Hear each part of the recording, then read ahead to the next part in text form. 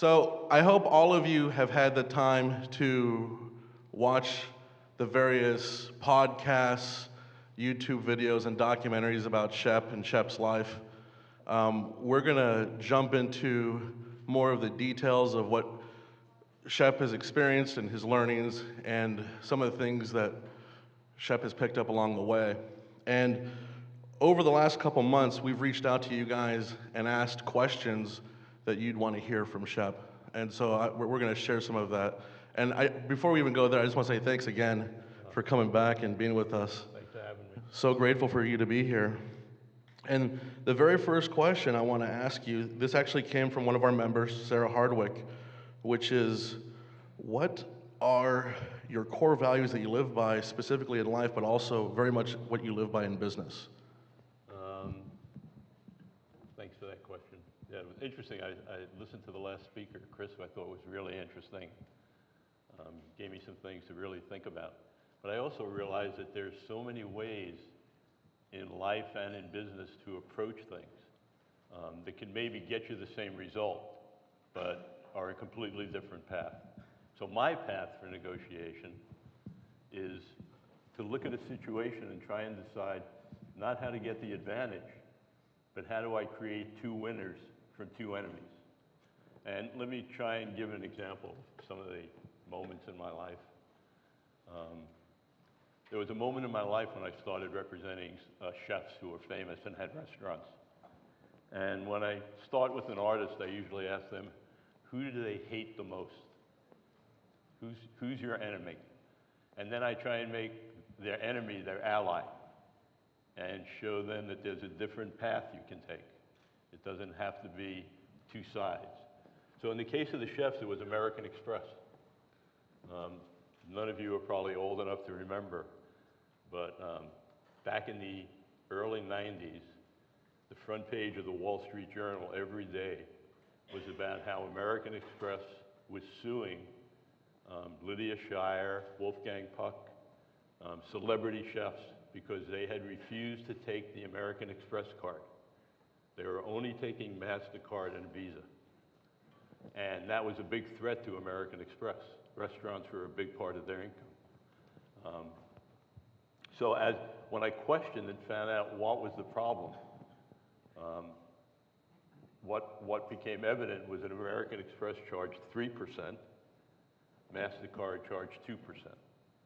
1% to a successful restaurant can be $50,000, $75,000 a year. At a restaurant, which in those days was only making $50,000 a year. So a chef in Boston by the name of Lydia Shire at a restaurant called Felicia, which was sold out every night, said, I'm not going to take the American Express card anymore. And she stopped taking it, and her business didn't decrease by 1 penny. Everyone used Master and Visa. So all the other restaurants started to give back the card. Why wouldn't American Express accommodate these celebrity chefs? The reason was that they made the bulk of their money from pizza parlors, hotels. If they started bargaining, if they started to negotiate their rate, it would destroy their whole base of economics. So here was an interesting situation. It was two people on two different sides at the pot of gold. They all want the pot of gold. How do you turn them into friends instead of enemies? So I sat down at the table and I said, listen, you're costing my restaurants $50,000 a year. You don't really care about the excess money. You care about losing your other clients. So why don't you start printing our menus, start financing food festivals, start doing premium packages in your Platinum American Express card to have a cooking lesson with Wolfgang Puck, and get each of my restaurants their $50,000 back in a way other than the credit cards, and they'll allow you to charge that extra 1% as long as they're getting it back in another way. They only care about how much they get. And on top of it, we'll start guaranteeing that if you have a Platinum American Express card, you can get a reservation at these restaurants where you can't get reservations. And I think most of you today see American Express and the food world as partners, and they are. So that was a different path. Instead of fighting about who pays the 1%, it was finding a way to make each of them winners. American Express came away feeling they were a winner. The chefs came away feeling they were winners, and it was a successful negotiation. There may have been a way to make it work by making one of them suffer, but that was never my path. So that's how I sort of try and apply my life to my business. I call it compassionate business. But if you can make a winner from your enemy, you then have a partner for life. And I have lots of examples of that. And I think American Express is probably the best one, because that was a heated exchange with the best negotiators in the world trying to settle it. American Express had 100 lawyers working on it. But everyone thought about it adversarially instead of win-win. There's a big shout to our sponsor, American Express, if they're, Really? if they're in the room. I didn't even know. Just for you. Actually, there's a very funny footnote to this story. I love telling stories, so it's not on point to it, but so when I decided I had to do this, how do you get to American Express? Not an easy question. To get to someone at American Express who you can talk to, especially in the middle of a heated legal battle where no one can speak to anyone. They're all going to tell you, oh, I can't talk about it, it's in a court. So part of my world is using your Rolodex. And I had a good friend who had dinner every Sunday night with the chairman of American Express named James Robinson at a restaurant called Coca Pots in New York. So I called him up. He owed me a favor. He was the guy who owned Revlon, Ron Perlman, who wanted to be a drummer.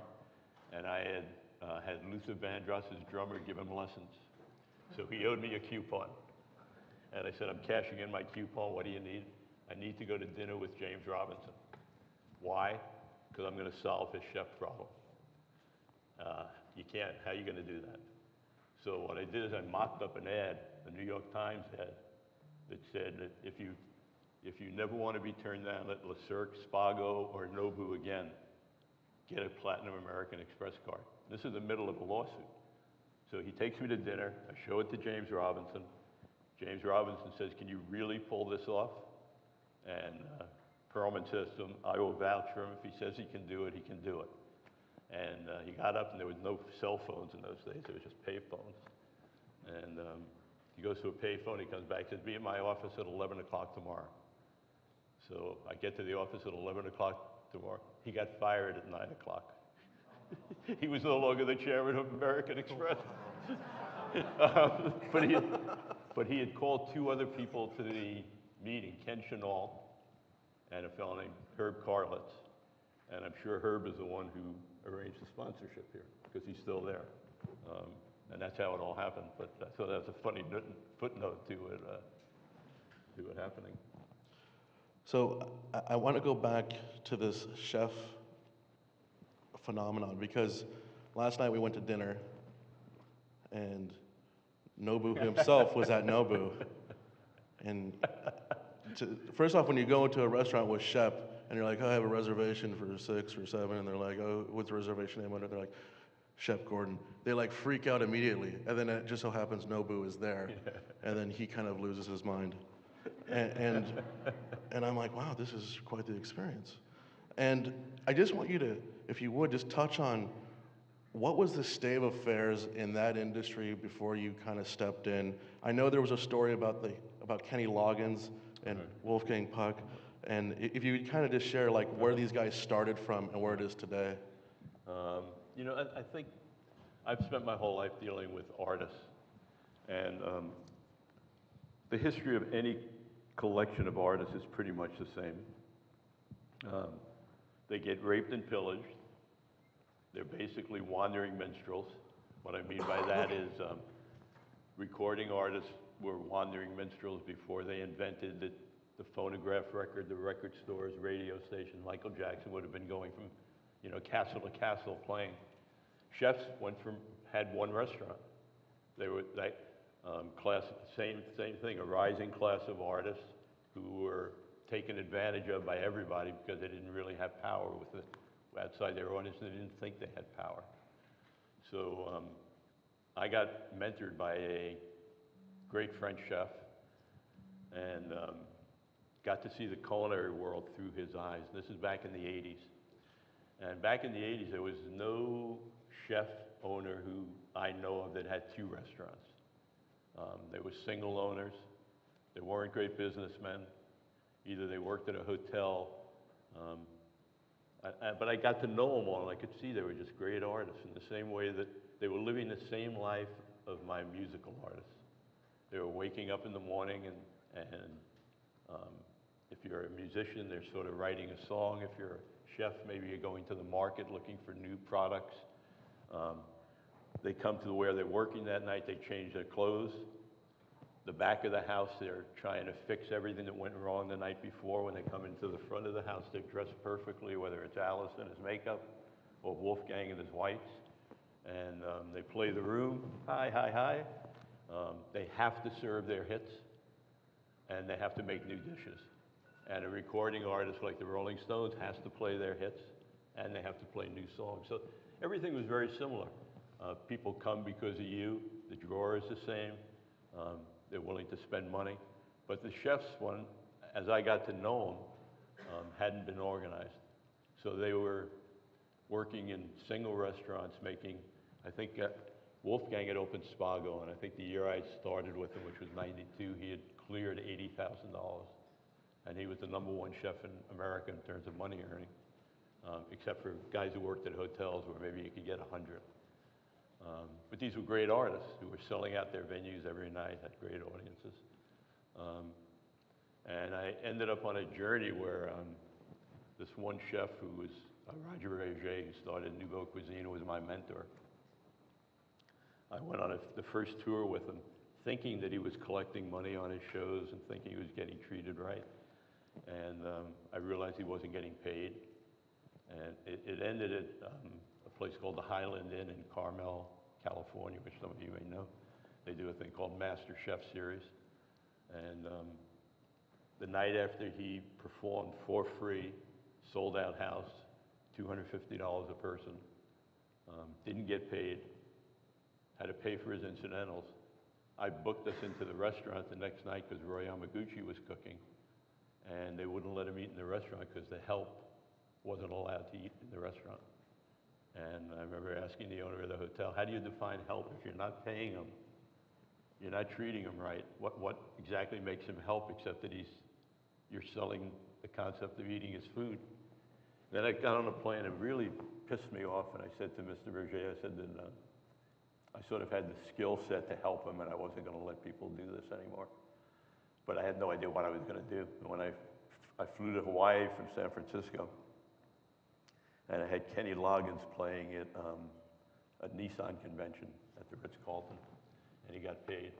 In the early days of corporate work, and I think the same, you get paid multiples of your fee. So Kenny was getting something like $150,000, 22 tickets, and a week at the hotel. And when I got there, Wolfgang was sitting having breakfast. And I said, what are you doing here, Wolfgang? I knew him as a friend of Mr. Berger's. And he said he was cooking at the Kenny Loggins dinner.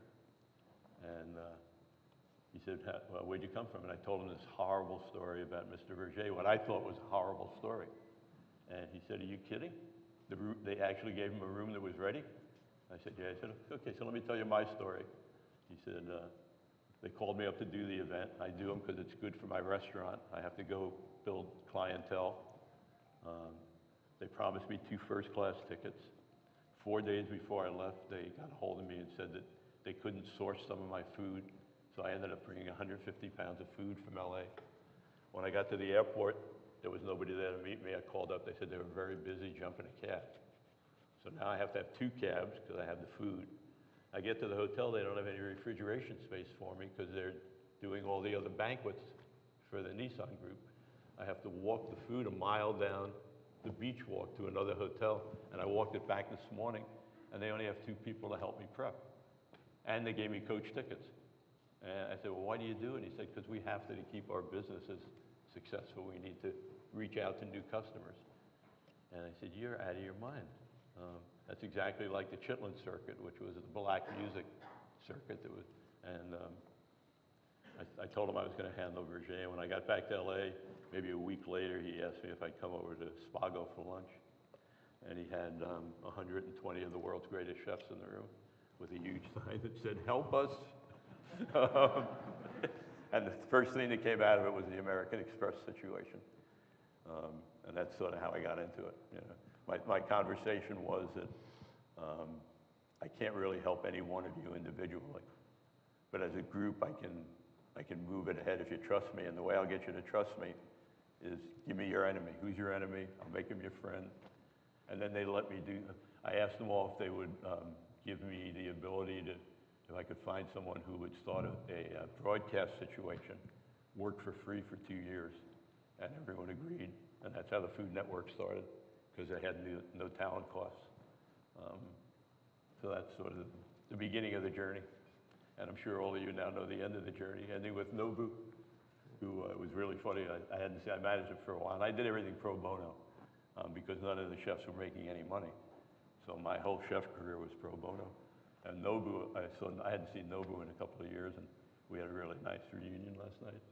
And we were sitting at the table, about 15, 20 minutes went by.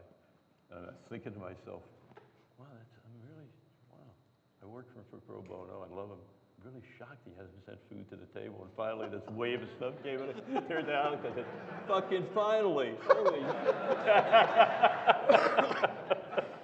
Well, I mean, he's got 35 restaurants now.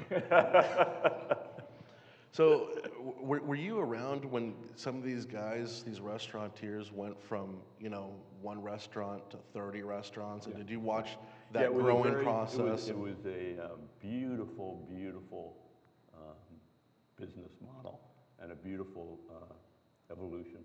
What I did was I was very good at getting them famous. I was not good at monetizing them. Monetizing has never been my strongest asset, and it's not really my number one goal. I'm very intrigued by making people famous. I used to tell my artists, I won't make you the richest, but nobody will ask your last name. No one's going to say Nobu who, Alice who, Groucho who. That's what gets me off. If it's the money that gets you off only, there's plenty of people who are really good at that. So when I started, Memorial tells the story in his TV show of the moment that I quit all the chefs. Again, I was doing a pro bono. I had 120 guys. It was starting to really pick up. So there was a lot of action. In the beginning, nobody called. But once I got them on the Wolfgang for the Academy Awards and another guy for the Grammys, and the broadcast started. So Emma and I are walking down Park Avenue, and the BAM thing we know is going really well. Walmart's selling a lunchbox with BAM stuff that's flying off the shelves. We're talking about, wow, this is actually working. And we get to a red light and we hear, BAM! We turn to the cab driver with his window down and he's screaming at Emerald, BAM! And I turned to Emerald and I said, I'm out. Congratulations. And that was the day so I resigned. I went to William Morris Agency, gave them all the 125 chefs, but they don't really do anything. They just take phone calls, the big agencies, unless you're really a money earner. But then there was this young girl named Elizabeth Blau, and she was my first groupie in the chef world. She started writing me letters. She was going to Cornell Hospitality School. And I ignored her for a long time. She had Barbara Streisand's boyfriend get a hold of me. But I was doing it pro bono. I didn't want employees. I didn't want more people in the office, so I just avoided her. And then one day she came, I did an event in New Orleans, and she flew to New Orleans with her mother and tapped me on the shoulder. Anyway, she had this passion for the chefs and was a hardworking, brilliant girl.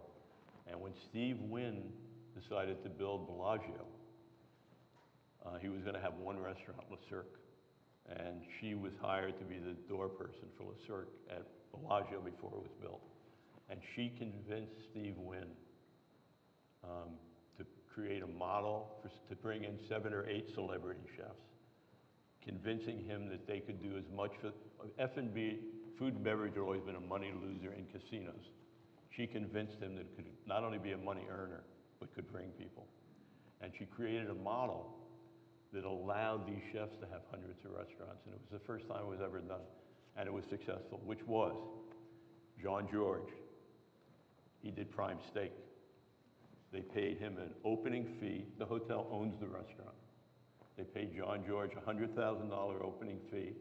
John George had never heard $100,000 in his life for anything. They gave him 50% of the net and 3 points of the gross. So here's an operator in a hotel who's used to losing $1 million a year on a restaurant. If he can make 250, he's happy to let someone else make 500, 750. Turns it from a loser to a winner. So again, win-win. She convinced him that this could be a win-win. It didn't have to be a typical restaurant-landlord relationship where the restaurant loses and the landlord always wins. And that model was so successful that it not only changed the face of Vegas, but it changed the face of the life of these chefs. Because now, every real estate developer, every hotel, no booth contract here, I'm sure, is 1 day a year. He gets that deal, but he has to show up 1 day a year, put his face in. So now they were able to have 30 restaurants, 40 restaurants, because all they have to do is make sure the creation in the middle is theirs. The staffing, the employment is all done by the hotels. They're paid by the hotels. They don't risk any capital, and everybody wins. It's a win-win. And that's why you see them popping up everywhere. And in a lot of these cases, what I think everyone didn't realize at the beginning but tripped on later is that the need of hotels who are tied into heavy union contracts, the only way that they can get out of it is to give the restaurant to an independent operator. And that's why you see so many hotels have independent operators, because the hotel can finally make money instead of losing a fortune. That's awesome. So I wanted to go back here. This probably goes back a little bit more to your music career, but maybe not. But so much of what you've done was build brands, giving people the one name. And I want to know, we talked about the old guy, the young guy, and building brands. And so what was your process in building brands for people and for entities? I mean, my process was getting in a jacuzzi, smoking a lot of joints. but seriously, and trying to get ahead of whatever. Easier for me to talk about it in terms of examples than in the abstract. But you're managing Teddy Pendergrass. There's a pretty crowded field of soul singers. Al Green's a great soul singer. All the temps. There's so much in this. How do you differentiate? How do I, as a manager, add value to what Teddy does? Easy to say I do, but how do I really?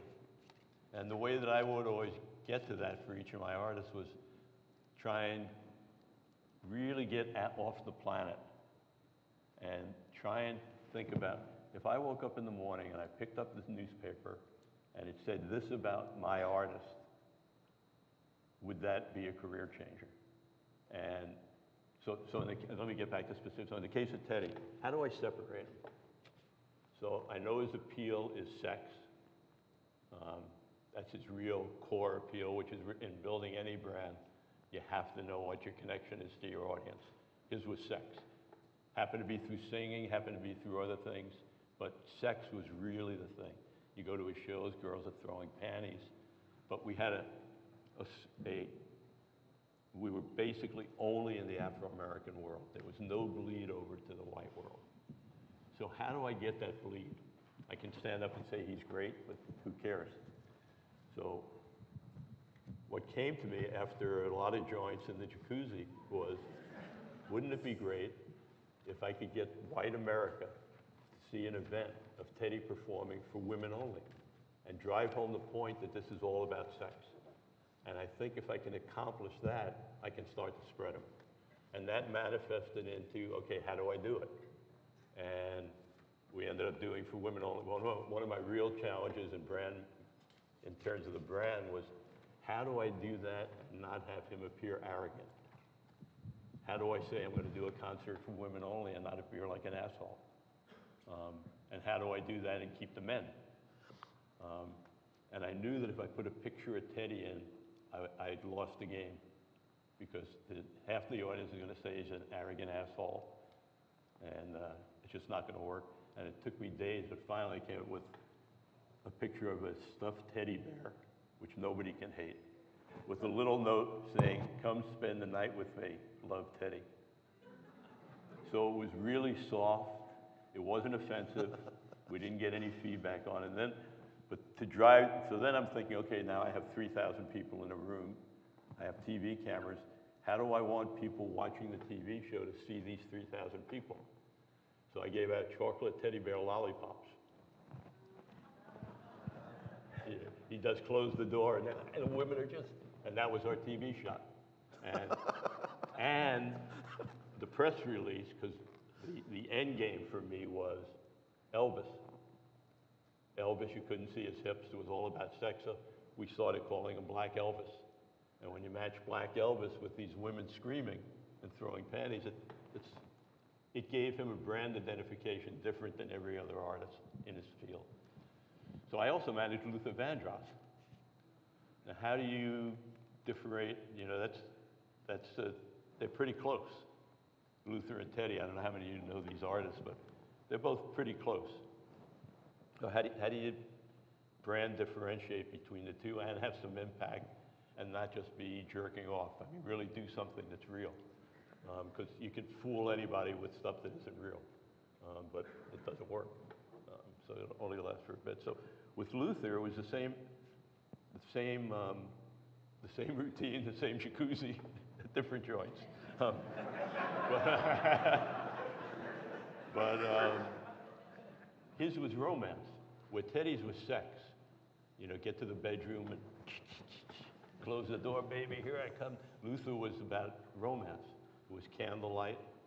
It was the music you want to propose to your wife to. It's the music you want to have a baby to. Probably want to get married to it. Let me do, I got a new record coming out. Let me offer the radio stations the chance to win, to their listeners, the chance for Luther to marry them live on air. Drives home my point that it's romance, ties him into marriage, where I'm tying Teddy into sex, and I get the radio stations to have to play the record. So it's a win-win-win-win-win. And he became the voice of romance, Luther. I mean, he's, you know. So that's sort of, my method is to try and never lie to the public, but magnify and put in a picture frame what it is about that artist that's going to get them to spend money on it. And do it in a way that's real, so it actually lasts. That make sense? Yep. You mentioned Elvis, and this ties into a question that Bill Walton brought up, which were, Bill's Aloha, Bill. It's a two-parter. It's when you were coming up, you mentioned Elvis, and I know that you admired his manager a lot. Who were your mentors coming up? And then now looking forward, who are the business leaders that you admire, and what attributes do you admire about them? I'm a huge groupie of Tom shoes. That's sort of all I wear. I don't know if you know the Tom shoe model, but you buy a pair, they give a pair away for free. And I think for me, that's, you know, that's what's important. Is and it's important on lots of, you know, we all live on a small planet. We have to take care of each other. And I think if your journey doesn't include a piece of that, you're wasting your journey. And I think what I found in my lifetime through these, you know, I got lucky enough to meet the guy from Tom's. Nice, happiest guy ever. When I meet people of certain, my mentors, to get back to your question, were a chef, Roger Berger, and I was lucky enough, His Holiness, the Dalai Lama, I got to spend time with, not a lot, but enough to see. And, the thing that all the people that I see that are successful and happy, not successful, but successful and happy, live in a world of service. Um, that, and I think it makes them happy for a number of reasons. I gave the talk, the graduation speech at the CIA, and I said to the chefs that when they come out of their restaurants at night, they're going to be going to jobs where they're making a lot of money. Most of them are going to be cooking $100 meals for rich people. When they come out, their goal is to feed people. And when they come out of their restaurant at 12 o'clock, look to the left and look to the right, and there's going to be hungry people. And your job is to feed them, just like you feed the $100 people. And you can do it because you're compassionate and it's the right thing to do. Or you can do it because if you don't, they're going to come and break your window and steal everything you have. So either one's going to get you to the same place. And what I have found, and watching my mentors, is that, again, like negotiation, when you end a negotiation and both people win, you're happy. When you end the negotiation and one wins and one loses, you may be happy for a minute. But that's going to come back, and one day you'll be the loser. So I think, I know it was hard for me. Probably until my 40s, I thought of service as weakness. So I was almost scared to share the fact that I tended towards service. I think in our society at times, but I'm 73 now, and the people I meet along the way that are successful and happy have always put something back in. They work to put something back in. So yeah, I wrote down here that Roger Berger was one of the first people you met who was both successful and happy, and that you kind of had the revelation that you were living your father's life of service. And what I'm interested in is you became Roger Berger's grasshopper. How did that happen, and what did he teach? How did he teach? And how were you a good mentee? How do you be a good mentee? What's your opinion on how to be a good mentee? I don't know. I can tell you my path. I don't know if it's the right one or not. I mean, I think in any relationship, you try and use your resources to accomplish what you want to do, whether your resources are smile, money, whatever your resource, your aloha. So my journey was, I was a young man, way too successful. Like, I was 20, I think at this point, 27 when I met him, 28. I had just that day won the Cannes Film Festival with my first movie. I had the hottest nightclub in LA. I was managing Groucho Marx, Raquel Welch, Blondie, Alice Cooper, Teddy. You know, I was at the top of my game. I had a gold Coke spoon around my neck, cigar band, you know, gold Havana cigar band from Cartier, white Rolls Royce.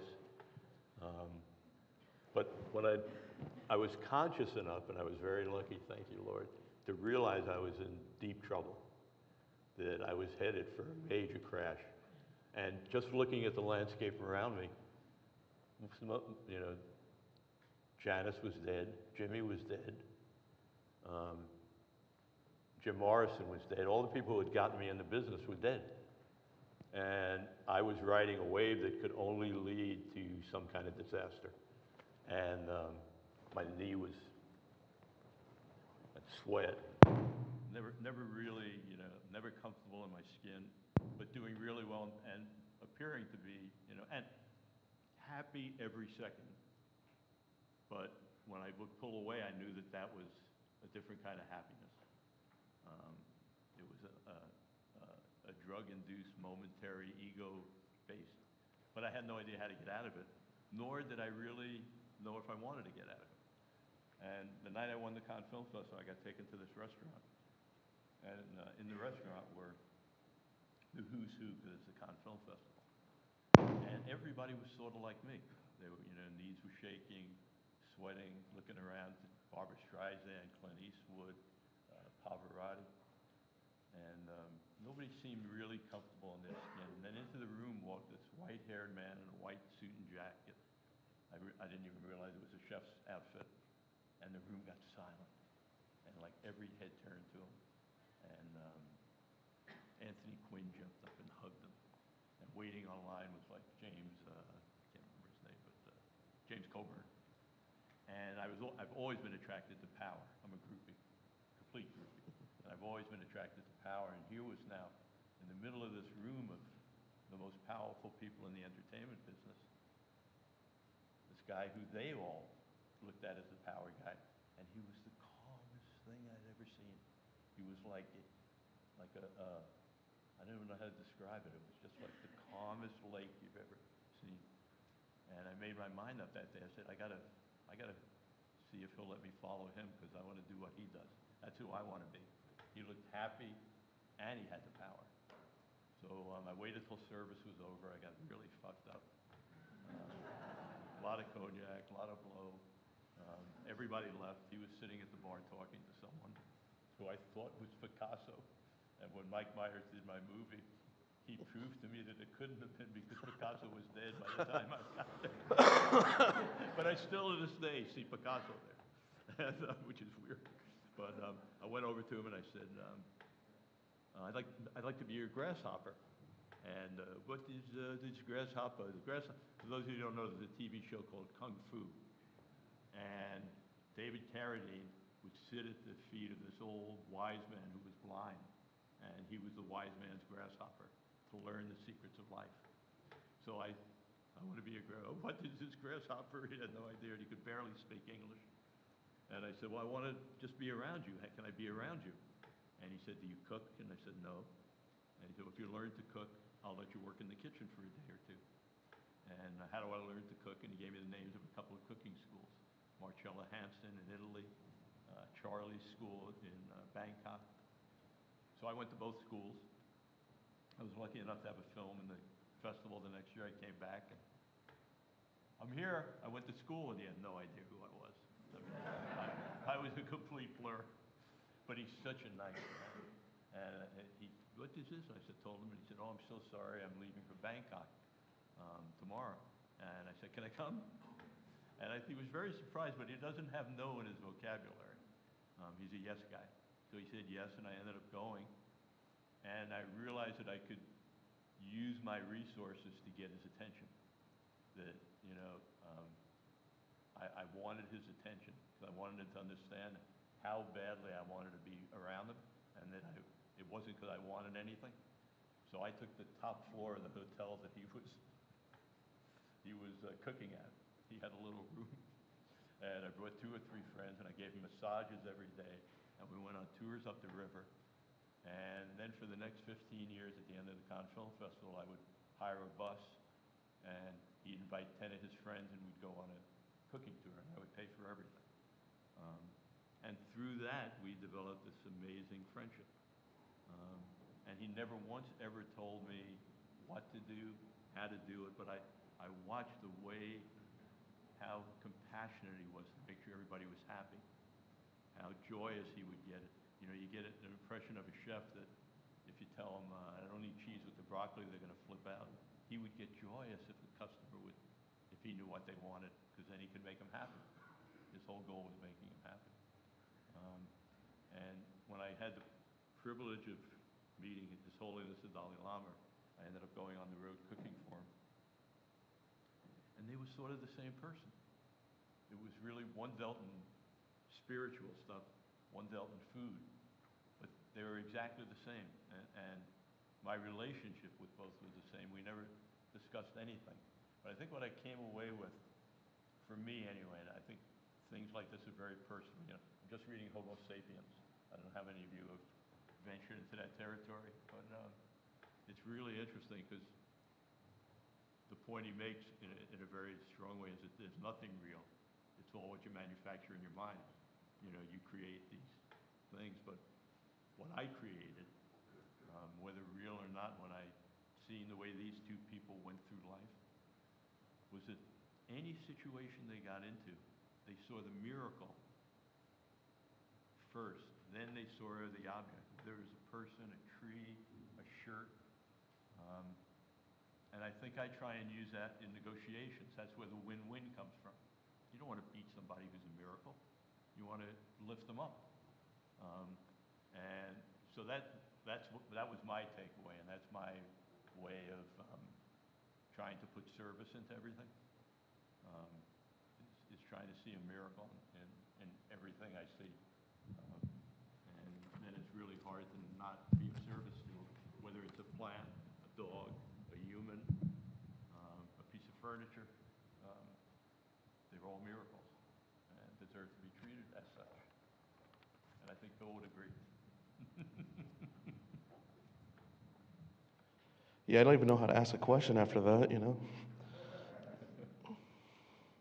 All right, so, Except maybe him. so, all right, so I'm going to go back to something that's more, not so, well, I was amazed by something when we were talking, because I didn't know all the things that were involved, and that was a fantastic answer, and it blew my mind, so thank you very much for that. And so now I'm kind of stuttering. Okay, so when we were Hope I talking, didn't go too deep there. no, please, it worked for me. So, when we were talking, I wanted to know when managing a musical group, right? I objectified the group as a product, right? And I said, okay, who are all the various people involved? Because I didn't know. And then you just started listing it. And so I want, you know, and it was quite a number. And I started writing this down. And it became more and more and more. Could you kind of share with everyone, you know, what's involved with managing one group? I think not really different than any other business. Yes. Oh, is mine not on? Oh, good, thanks. You know, an artist is not unlike any other kind of brand. It needs an infrastructure. In a traveling artist, someone like an Alice Cooper or Rolling Stones, the traveling party for the Stones could be 140 people. For Alice, it's 50 people. But the way I operated, which was different maybe than some, I used to manage 30, 40 acts at a time. So each act would have their own infrastructure. They would have a responsible agent who reported to me, but was the overseer of that act. He would have under him a production manager, a touring manager, assistant for Alice, and then you start going through the categories: bus drivers, truck drivers, lighting people. And what you want to do is keep consistency. Just like in a business, even though the artist's rhythm is that they may only be on the road 4 or 5 months of the year, you want to keep the same employees. So you don't want a new bus driver every time. What you try and do for an artist is give them a regularity of life, so that, you know, they come into the dressing room, it's the same couch, it's the same game, it's the same food, because they're traveling every day.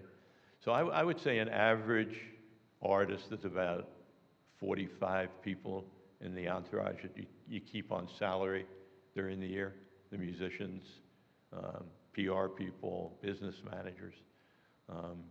And when you start to get to 30 or 40 acts, that's a lot of people. So I never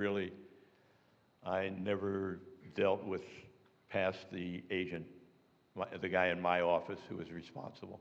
They would take all the phone calls. I think what Alex was trying to get to was how big a business it actually is. Yeah.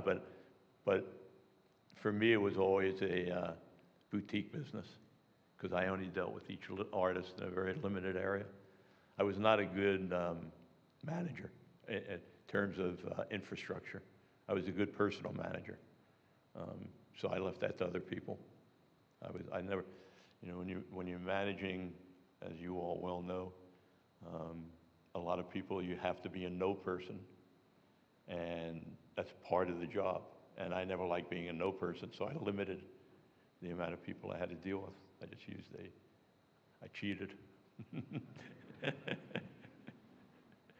Well, you know, as I wrote down all of these when we were talking, I wrote down tour manager, business manager, and I put names to them. Tour managers like a COO, business managers like a CFO, and 45 people. And I asked revenue-wise what some of these acts were doing, and some were doing 5, 10 million in revenue, some were doing 20 million a year in revenue, some were doing 40 million a year in revenue.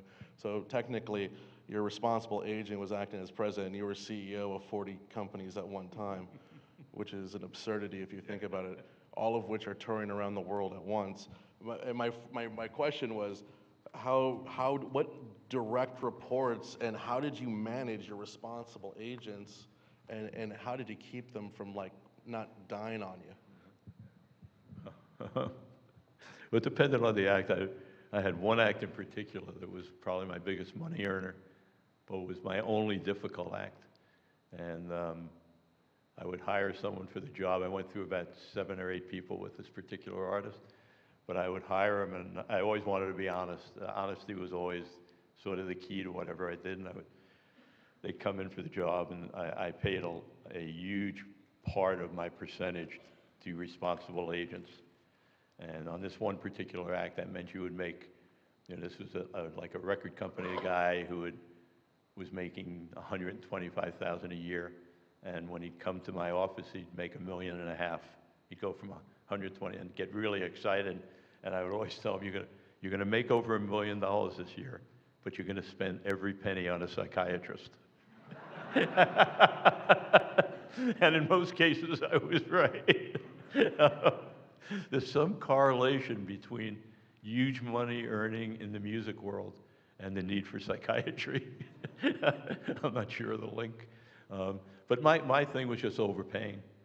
I paid people a lot of money to do what I wanted them to do. And then I was able to bring in talented people. And one thing when you're dealing with artists,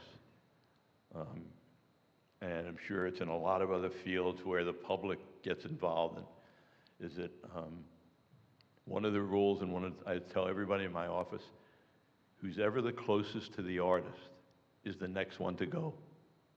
That's the one who's going to get fired next. So your job is to be the one that gets fired. I don't want to be close to him. That's what I'm paying you for. That's what I hired you for. Save your money, because you will be fired. And in most cases, that's what happens. But it's the one closest. So for me, I could create a distance, with the exception of Alice and Teddy. I had 2 clients that I didn't create distance with. But I managed Luther for 13, 14 years. We never had a meal. That's distance. I just had George Clinton at my house, who I love. I managed him for about 2 years. And he comes to Hawaii a bunch and stays with me. And he's doing his farewell tour. And we were at dinner, and he said, you got to come to Honolulu and see me. You've never seen me perform. And I managed him for 2 years, and he was right. So I went to Honolulu and saw him, and he was great. But it wasn't part of my job. My job was to go see an artist if the show wasn't working and tell him how to make it work. But if a show was working, I didn't need to be there. The only reason to be there is to get abused, which I didn't really need in my life. And I never had contracts with artists. So, if they felt I wasn't doing what I should be doing, I was more than happy for them to leave. Not in a bitter way, but luckily I didn't have many. I had a couple do that. I had one leave me because they will remain unnamed, but they got married and they had a nude wedding, and everyone had to take MDA, and I wouldn't do it, and the artist left. That was one of the great reasons for not working with an artist.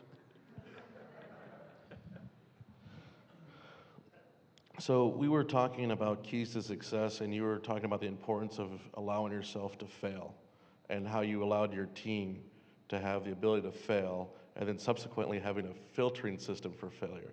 So if you would talk about the importance of failure, how you allowed yourselves to fail, and then how you filtered that, if you would. Yeah, I mean, I dealt with myself differently than I dealt with my staff, because I could take the weight of a failure. Really interesting, I was reading a thing by Jeff Bezos the other day, because when I was speaking at one point to Fortune 500 people, telling them how important I thought failure was. And then as I was saying it, I realized, wait a second, I'm talking about me. If you're marketing and you can't afford to fail, I don't really know. I think I just gave you some false information. Don't follow me.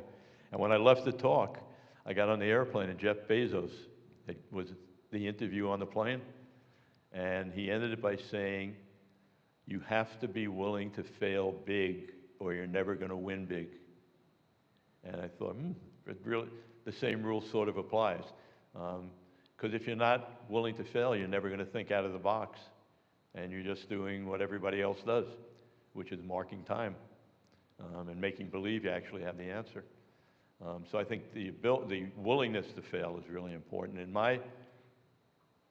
my world, I failed many times.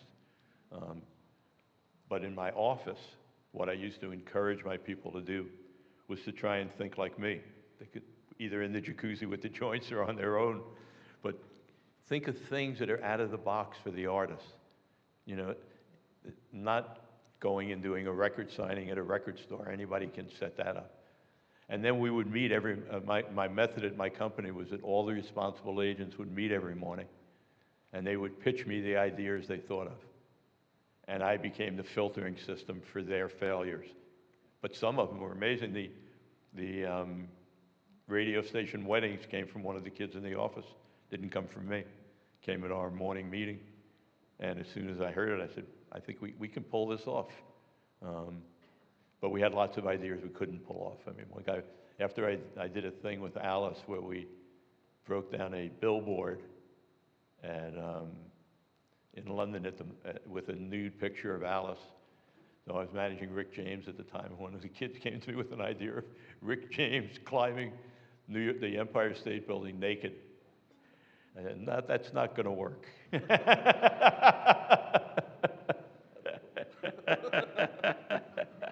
It was right when they caught a guy walking the Empire State Building. Remember that? So this question comes from Sam Kavon. He asks, you've managed talent from the 60s, 70s, 80s, 90s, I mean 5, 6 decades. Which decade was the most challenging to be an artist manager? Was there one specific? I don't think so. It's basically always the same problems. The most exciting for me were probably the 70s because Alice in 72 was the biggest act in the world. And we had no idea what we were doing. We had no idea what we were doing. And so that was really exciting to be in the middle of this hurricane. And not being conscious of the hurricane meant that we could enjoy it much more than we didn't even know that we had to, manage it. We were just enjoying it. And everyone, because he was Alice and he was so unique, we got to meet every one of our heroes. Jack Benny would come to the show. One day I'm looking at the side of the stage, it's Fred Astaire. We got to meet Elvis. We went up to Elvis's room. Alice and Elvis shot up a TV together in Elvis's suite. So we were like little kids in a candy store. And everyone was telling us we're great, and we're looking around like, who are they talking to? Is that us? And it was all working, everything we were doing. And I was empowered and ignorant enough to do things that I probably shouldn't have done, and shouldn't have gotten away with, but they worked. But they were, we did stuff, the way we got tour support. So, and again, everybody hated Alice Cooper. This is back in 69, 70. His appeal was everybody hated him. Everyone would walk out of the rooms. So we wanted tour support. Nobody's going to give us tour support. So we found out one of the principals at Warner Brothers Records was the guy in charge of tour support. We got a picture of him for a friend. We waited till he left to go to lunch. We took, I think, our last $12 and bought the smelliest Taco Bell shit we could buy. We found his office. All the guys had hair down to their ankles. We had never met anybody at Warner Brothers at this point. And when he came back from lunch, I had all the Alice guys on the couches and all the tacos out all over the floor, smelling like shit. And he walked in the office and, what the hell is going on? Get security. And Mr. Smith, could I see you for a minute? Who are you? And I said, I'm Shep Gordon. I manage this act. They're on your label. He said, what? And I said, yeah, it's Alice Cooper. Oh, you're Alice Cooper. Get out of here. And I said, could I see you for a minute? And I took him outside. Mr. Smith, I said, the only way we're leaving is with a check for $20,000 for tour support, or you're going to call the police. And if you really want the story to be that you had an act on your label arrested for coming into your office, go for it, because we're not leaving. And he just started laughing and gave us the money, and we went out on tour. But we dealt with the coming out party for Alice. Again, these are things I probably never would have done if it had been 4 or 5 years later. So we did a coming out party for Alice. We did our first little tour, didn't include LA. We started to get a little momentum, enough curiosity that I knew I could pull something off in LA. And the big thing in LA, this was coming out parties for debutantes. It happened at one hotel, whose name I can't remember this second, but I will think, but there was one hotel where all the LA debutantes came to. LA Times would have, during debutante season, a whole thing of who the debutantes were.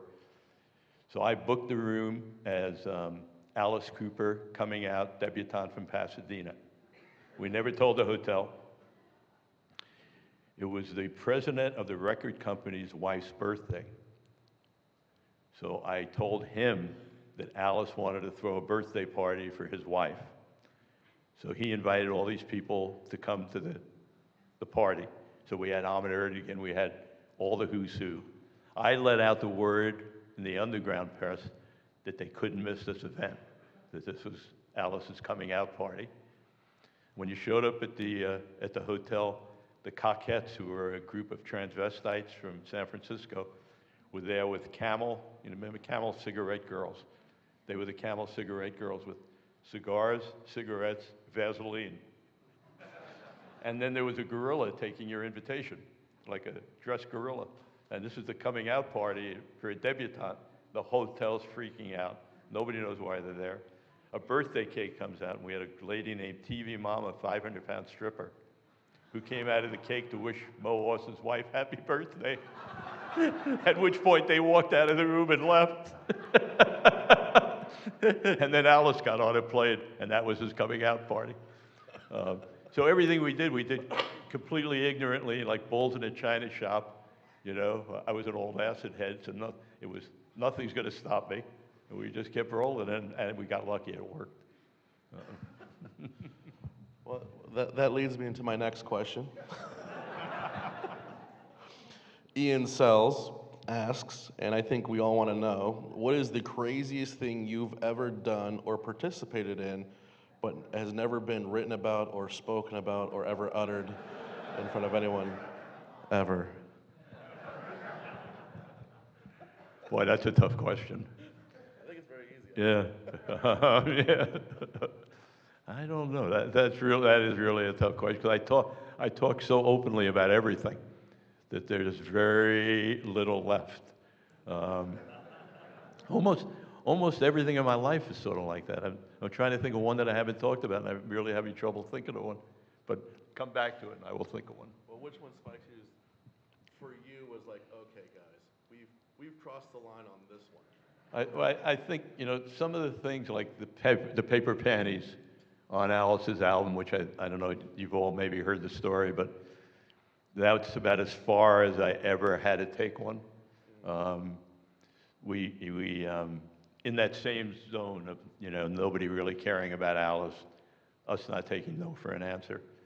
We came up with an album called School's Out, and the album was a school desk that opened up. So we tried to think of what would be the most disgusting thing to parents who opened up their kid's album. What would make them say, "Ooh, you know, you're grounded." And paper panties. Like if your son brought home a school desk and it had paper panties. And I had read a story maybe a year or two before about the port in Baltimore confiscating non-flammable paper panties. And I thought it was hysterical. So it stuck in my brain. So I contacted the company, found I could get them, which I knew then I could get them busted for coming in. I could tie that bust to Alice's album, which feeds again into parents hating it, because that's all I cared about. So I go to Warner Brothers, and we present, in those days we used to present it, we present the album. There were two companies that printed album covers, Album Graphic and Ivy Hill lithograph. Every label was exclusive to one of those companies. Um, Warner Brothers was exclusive to Ivy Hill lithograph. So they came back to us and said, the album's too expensive, we have to get rid of the paper panning. So I said, we're not getting rid of the paper panning. Let me go bid out the album. You can't bid it out, we only use Ivy Hill. Fuck you. I go to Album Graphics. They've always wanted to do work for Warner Brothers. I said, I can get you into Warner Brothers. Here's what they're willing to pay an album. You have to match this price. They said they would match it. I go back to Warner Brothers. I said, I got it for that price. No, we're not doing it. You're not, excuse me? You're not, it's costing you the same, and you're not going to do it?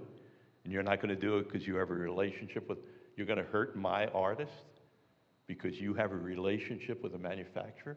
Fuck you. And got really heated. I left her, okay? Now, why is he doing this? Why is this guy doing this to me? There can only be one reason he's doing it to me. He's on the take. Because it wasn't the head of the company, it was the head of marketing. I got to find out what he's getting. So I hired a detective, Gavin DeBecker, who's the guy in the middle of this whole Saudi Arabia thing with Jeff Bezos. I hired him. This is back in '71. And he comes back to me with the deed for this guy's house, where he lives, but the deed is in Ivy Hill Lithograph's name. So they bought the house that he's living in was from the guys who manufacture the covers that wouldn't match the price. So I went back to his office and I said, you sure, are you 100% sure you don't want to let Album Graphics do this? And he said, they're not doing it. I told you it's Ivy Hill. I said, okay, I understand your position.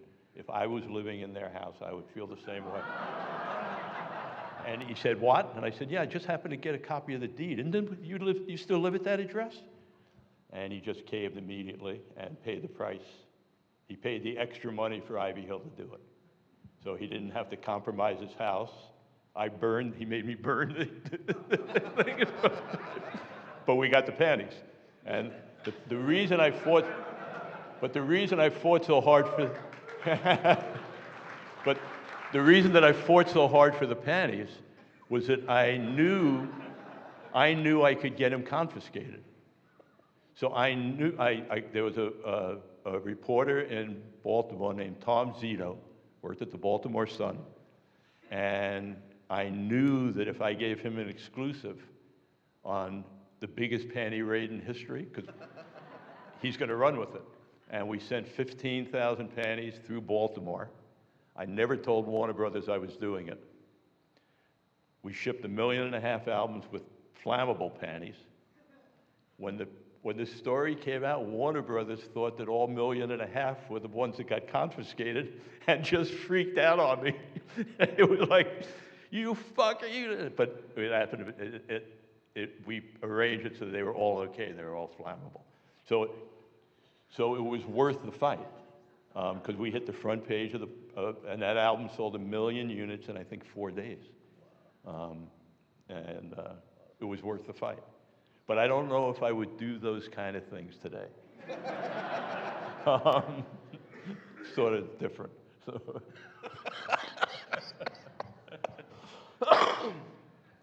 Guys, I have a ton of questions here, but I'm going to open up to you guys. Are there any questions about panties that you may have? Any historical or logistical questions about underwear? Yeah, Edwin. Not about underwear, but did you ever eat durian and what did you think of it? Did I ever eat what? Durian. Yes, I did eat durian. Didn't like it at all. The smell, durian's a smelly stuff. Yeah, yeah. I think what he's saying is thank you from the bottom of our hearts for P.F. Chang's and the Cheesecake Factory. Yeah, I think, as I remember, Malaysia or Bangkok or somewhere was the first place I had it, and it smelled like socks. Right? Am I thinking of the right thing? Yeah. And do you have a special Durian connection? Indonesia, I came across it, and worst thing ever. Yeah, I agree. I can eat almost anything. I will. Yeah, go ahead. How did you end up with Mike Myers? I was thinking because in the movie, I love it's one of my favorite scenes in the movie. I can't think of the name of it, but where Alice Cooper's in it, and he talks about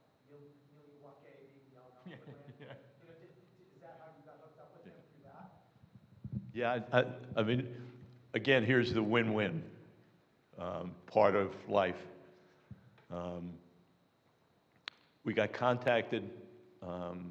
In those days, when that film came out, soundtracks were the key to hit records. Kenny Loggins, every hit was a soundtrack. Saturday Night Live, all those things. Um, so I wanted Alice to be on a soundtrack. And when they came to us with Wayne's World, the timing was just perfect. We had a new single coming out called Feed My Frankenstein. So they contacted us for Alice to be in the movie, and they wanted him to do Schools Out. So I said yes. About 2 weeks before it came out, I told the studio, I didn't tell you exactly the truth. Um, we have a new single coming out. We want that in the movie. So they got back. Mike Myers said, absolutely not. And I said, well, then he's fucked because he can't replace Alice in 10 days. And they said, I said, let me talk to him. So they'd never talked to him. We got him on the phone. I said, hi, Mr. Myers. I said, listen, my job is to take care of Alice, but I like to see everybody win. So I know that we lied to you. It was a conscious lie because we really need the record and the soundtrack. And I know that you really want Schools Out for your movie. I understand it. We're so honored. I said, but the scene that you're putting Schools Out in, it's 11 seconds. How about this? Use Feed My Frankenstein for those 11 seconds, and I'll give you Schools Out for free for the end credits. And he was ecstatic. And that's that's what's in the movie. And then about a year later, I heard he was at the Four Seasons. And he was under an assumed name, and I got it, and I invited him over. And I said, I really want you to know that it was hard for me to do that. But I have a job for Alice, and that's what I do. And I'm really glad and he went into a thing about how great it was that we got Schools Out. And so we started to become friendly. And his father had just died. So he came back for a week and stayed at my guest house, and ended up staying, I think, 2 months, maybe 3 months. And we took sort of a nice life journey together. And then he ended up buying a house in Hawaii, and he would come over for dinner 10, 15 times a year, and he started to play this. I love telling stories, and I've had a blessed life. And because I'm a groupie, I search out famous people. I think normally when you get to be powerful or famous, there's something in you that helped create that, and I love feeling that and hearing those stories. And so my life is very celebrity. I've been lucky enough to be there, and I work at it. So we had this game. He'd put on his hand like 6 names. He'd come in, he'd go, okay, Albert Finney. Oh yeah, Albert came here for Christmas 3 years ago. Then he'd go, okay, Jackie Leonard. And every guy I had a story for. The 2 or 3 I didn't have stories for, I made up stories.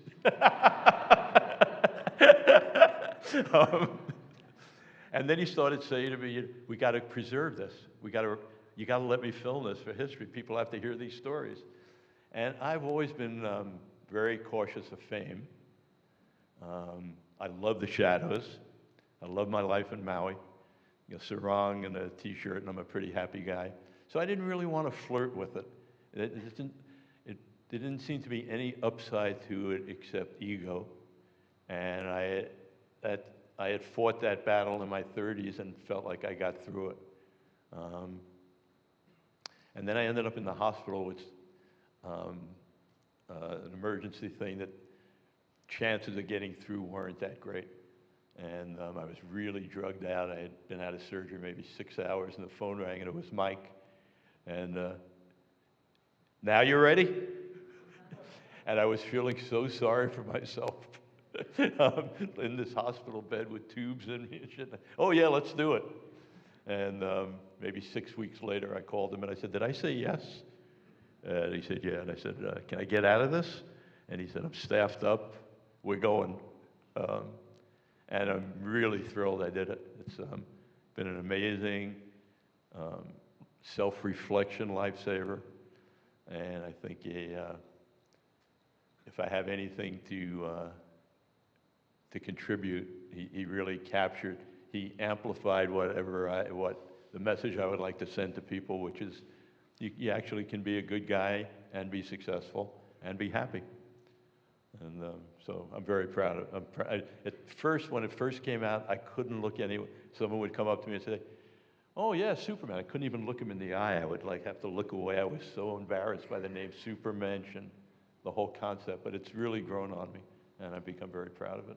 And we've stayed great friends. Mike, he just left Hawaii. He was just there. Next time I'm in Maui, I'd like to become one of your stories. Come on over. It's an open door policy. What other questions you guys have out there? Back there. I wonder if there's anything you haven't done you want to do next. What's next? No, I've never really wanted to do anything. I mean, I wake up in the morning and I've never planned it out. And so I don't really have those, I mean, yes, I have, I wish I could affect maybe politically more of our world right now. But those are things I know I can't really accomplish. I can only be a piece of. But I've never said, oh, I want to manage an artist. Jimi Hendrix said, you're Jewish, you should be a manager. I never wanted to make movies. I had a woman who was very good to me in Alice, whose baby died, the baby on $1 Billion Babies. And she wanted to leave her home and asked if she could come to work for me. And I said, what do you want to do? She said, make movies. And I said yes, and the first movie we won the Cannes Film Festival with, but not because I wanted to make movies. When I started managing the chefs, my perfect meal was macaroni and ketchup. Like that to me was heaven. A Sara Lee frozen cheesecake and macaroni and ketchup, and I was the happiest guy in the world. So it was never like, oh, I want to manage chefs so I can. I just sort of, I try and react to what's in front of me and where I think I can help. I'm really drawn to service. Bill had a question. What gives you hope when you look out towards the future? And you have a room full of young entrepreneurs here. What's giving you hope right now? It's a good question because it's such a difficult time. And I mean, the hope that I get is when I see a 6-month-old baby, the innocence in him. And it's still there because I don't see that innocence too much anymore in the humans that have grown. But it's still there in the young kids. And I think for me, innocence and intent are the two driving factors for me that are important in life. So that for me is the most hope, that the young ones coming through have that same innocence that we had, and hopefully we can get back to a place where more of that innocence stays. Well, I just want to say thank you for coming out here one more time. And I'm about to put you on the spot, though, so you're not done yet. I put Bill on the spot out in the lobby, and I asked him, as I'm going to ask you, and he already said yes, so you're kind of already committed. We would love for you, I'm the president of EO San Diego, we'd love for you to become an honorary member of EO San Diego. Would you come aboard and be part of our group? Awesome. Guys, would you congratulate here, please, Shep Gordon for coming out and speaking to us, and Bill Walton, thank you very much. Our new honorary members of the chapter. Thank you so much.